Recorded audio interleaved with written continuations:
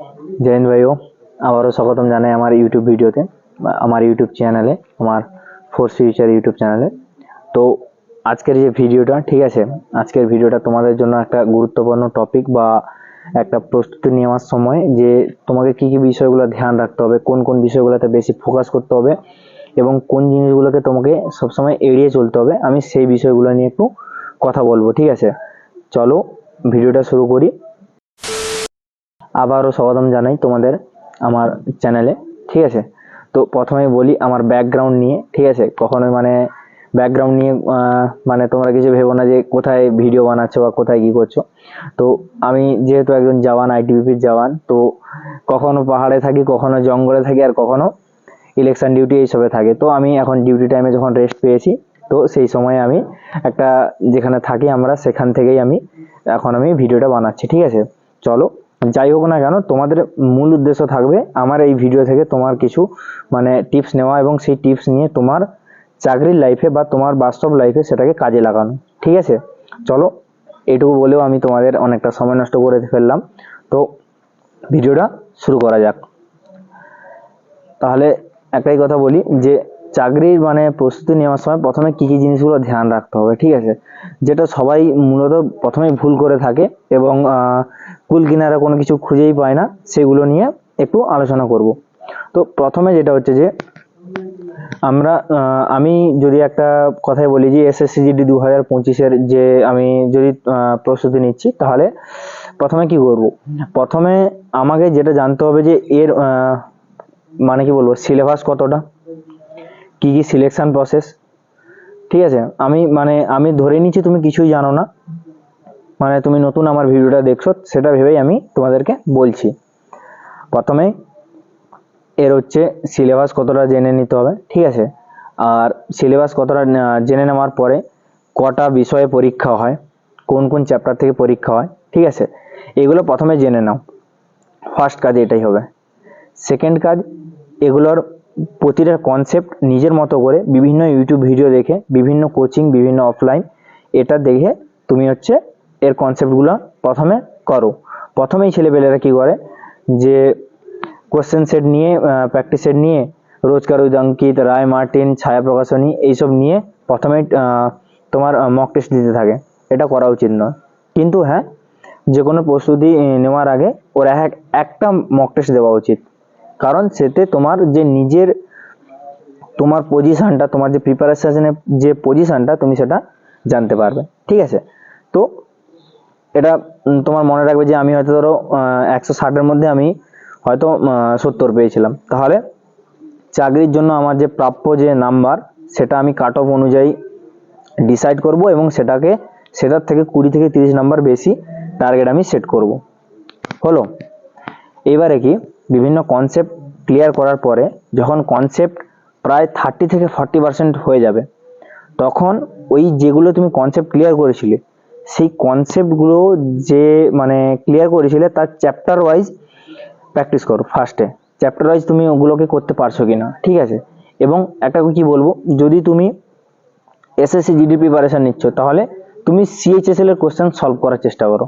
ঠিক আছে, মানে হয়তো ধরো তোমার সিম্পলিফিকেশন একটা ম্যাথের চ্যাপ্টার বলছি, ঠিক আছে, তো ম্যাথের চ্যাপ্টারে সিম্পলিফিকেশনে যেটা থাকবে তার সিএইচএসএল লেভেল বা দিল্লি পুলিশের যে কোশ্চেন যে লেভেল হয়, সেই রকম কোশ্চেন তুমি সলভ করার চেষ্টা করো। তাহলেই তোমার মানে একটা কি বলবো, তোমার যে কতটা তৈরি করছো, তুমি কতটা প্রিপারেশন নিচ্ছ, সেটা বুঝতে পারবে। ঠিক আছে, মানে ওর পিওয়াই কিউ মানে পাস্ট ইয়ার যে কোশ্চেনগুলো হয়, সেগুলো তুমি সলভ করতেই পারো। ঠিক আছে, নিজস্ব মানে ইমপ্রুভমেন্ট দেখার জন্য। ঠিক আছে, এরপরে কি বলি যে যারা গ্রামে থাকে, বিভিন্ন টিউশন পায় না, যেমন আমিও নিজেই একজন গ্রামের ছেলে, তো আমি অনেক টিউশন কোনো ছিলই না, কিভাবে পড়তে হবে না, মানে এগুলো কোনো আমি জানতামই না। তো আমি মোবাইল দেখেই মানে ইউটিউব দেখে আমি পড়েছি। তো ইউটিউব দেখে সব কিছু আমি চাকরিও করছি আজকে আমি ইউটিউবেও ভিডিও বানাচ্ছি। ঠিক আছে, তো একটা কি বলি, যারা গ্রামের ছেলে তারা কুল কিনারা খুঁজেই পায় না যে কি করতে হবে কি না করতে হবে। তো প্রথমে বলবো, কয়েকটা বই আমি সাজেস্ট করেছি, বইয়ের ভিডিও অবশ্যই জানানো আছে, তোমরা বইয়ের ভিডিও দেখতে পারো। বইয়ের ভিডিও দেখে তুমি সেখান থেকে বই পারচেস করে তুমি কনসেপ্ট আগে সব ক্লিয়ার করো, এবং কনসেপ্ট যখন 40 থেকে 50% ক্লিয়ার হয়ে যাবে তখন ধীরে ধীরে একটা একটা করে মক টেস্ট দাও। এবং যখন তুমি মক টেস্ট দেবে 50% যখন তোমার ক্লিয়ার থাকবে, যখন আননোন চ্যাপ্টারে কোশ্চেন আসবে তখন সেই চ্যাপ্টারের সম্পর্কে তোমার একটা জিজ্ঞাসা মনোভাব থাকবে যে এই চ্যাপ্টারটা আমি কিভাবে করব বা এই চ্যাপ্টারটা কিভাবে সলভ হয়। তখন তোমার যে আগামী যে তোমার যে চ্যাপ্টারগুলো সেগুলো তোমার সলভ করার জন্য একটা মানে নিজের মধ্যে কিউরিওসিটি তৈরি হবে, যার জন্য সেটা সলভ হবে। কিন্তু যদি এটা তুমি প্রথমেই করো তাহলে কিন্তু সেক্ষেত্রে তোমার মানে সব কিছু হার্ড লাগবে, তুমি কিছুই করবে না, কিছু পারবে না, তখন তোমার পড়তেই মন করবে না। ঠিক আছে, এটা হচ্ছে বাস্তব কথা। তো এটা একটা গেল।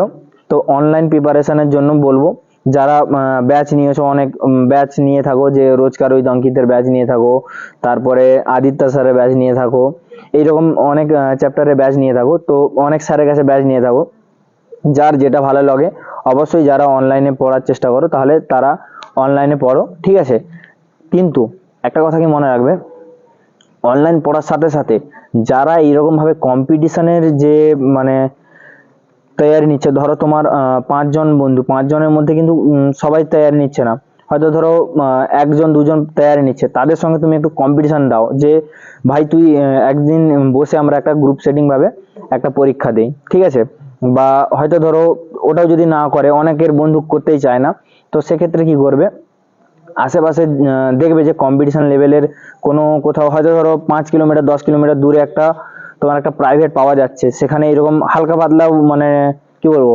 তোমার পড়ানো হচ্ছে, তাহলে সেখানে তুমি যাও, যোগাযোগ করো, সপ্তাহে একবার গিয়ে হলেও তাদের সাথে একটা মক লাগিয়ে এসো, মানে মক টেস্ট দিয়ে এসো, যে তুমি কিভাবে মক টেস্ট দিচ্ছ এবং সলভ করছো কিভাবে, কত কি টাইমের মধ্যে, সেটাও তুমি দেখতে পারবে। আর একটা কথা কি, যখন তুমি অফলাইনে গিয়ে সবার সঙ্গে সলভ করবে, তো বিভিন্ন কোশ্চেন এইসব, তাহলে সেই ক্ষেত্রে তোমার প্রতিযোগীমূলক যে ভাবটা থাকবে সেটা বেড়ে যায়। কিন্তু অনলাইনে যদি তুমি শুধুমাত্র ঘরে বসেই পড়তে থাকো আর সলভ করতে থাকো, তাহলে কিন্তু তুমি বুঝতেই পারবে না বাইরের দুনিয়ার ছেলেগুলো কতটা প্রিপারেশন নিচ্ছে। ঠিক আছে, যেটা হচ্ছে কি বলবো অন্যতম একটা কথা, এবং যেটা কেউ বলবেই না প্রিপারেশনের সময়, এটা আমি আমার নিজের রিয়েল এক্সপিরিয়েন্স থেকে তোমাদেরকে বলছি। ঠিক আছে, আর একটা কথা বলবো, বিভিন্ন সময় আমাদের বাঙালি মানে অল টাইম তোমার হচ্ছে পুজো পার্বণ এইসব লেগেই থাকে। ঠিক আছে, পুজো পার্বণ, খেলা, গ্রাউন্ড, তারপরে ধান কাটার শেষের পরে সবার গ্রামে গঞ্জে খেলা হতেই থাকে। ঠিক আছে, কখনো ঘুরতে যাওয়া, ক্রিকেট ম্যাচ, দেওয়ালি, এইসব চলতেই থাকবে। কিন্তু একটা কথা বলবো, 2025 সালের वैकेंसी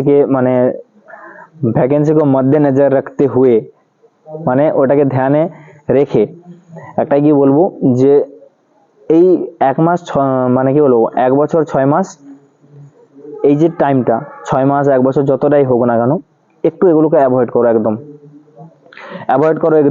এবং কি বলবো, নিজের লাইফে কি এন্টারটেনমেন্ট একদম খতম করে দেবে না, আমি বলবো তুমি একটা ফিক্স করো টার্গেট, যে আমি এতগুলো চ্যাপ্টার করব, এতগুলো চ্যাপ্টার যদি আমি পড়ে কমপ্লিট করি এবং এই চ্যাপ্টারের মোটামুটি যদি আমি সমস্ত কোশ্চেন সলভ করতে পারি, তাহলে নিজেকে রিওয়ার্ড দাও, যে আজ এই বন্ধুর সাথে একটু আড্ডা দেবো, একটু ঘুরবো, যদি এটা কমপ্লিট করতে পারি তবেই। ঠিক আছে, আর নিজে অনেকটাই ডিসিপ্লিন থাকো। ঠিক আছে, যে আমি এটা করবো তো করবোই, মানসিকভাবে মানে একজন যোদ্ধা হও। ঠিক আছে, ওই হওয়ার আগে তোমাকে আগে মানে কি বলবো শারীরিক দিক থেকে যে শারীরিক ক্ষমতা মানে এই ফিজিক্যাল টেস্ট পাস করার আগে তোমাকে আগে মানসিকভাবে তোমাকে তৈয়ারি নিতে হবে। ঠিক আছে, যে মানসিকভাবে তৈয়ারি নিতে হবে, আমি এক্সাম ক্র্যাক করব, এক্সাম ক্র্যাক করার পরে যখন আমি ফিজিক্যাল দিতে যাব, সেক্ষেত্রেও আমার হচ্ছে মানসিক ক্ষমতা থাকবে, যে আমার আর হাফ কুলাচ্ছে না, এবার মনে হচ্ছে আমি ছেড়েই দেবো, না এরকম করলে হবে না। তো সবই হচ্ছে দিমাগের খেলা এখানে, মানে এসএসসি জিডির বিশেষ করে। ঠিক আছে, তো এগুলোই বলবো।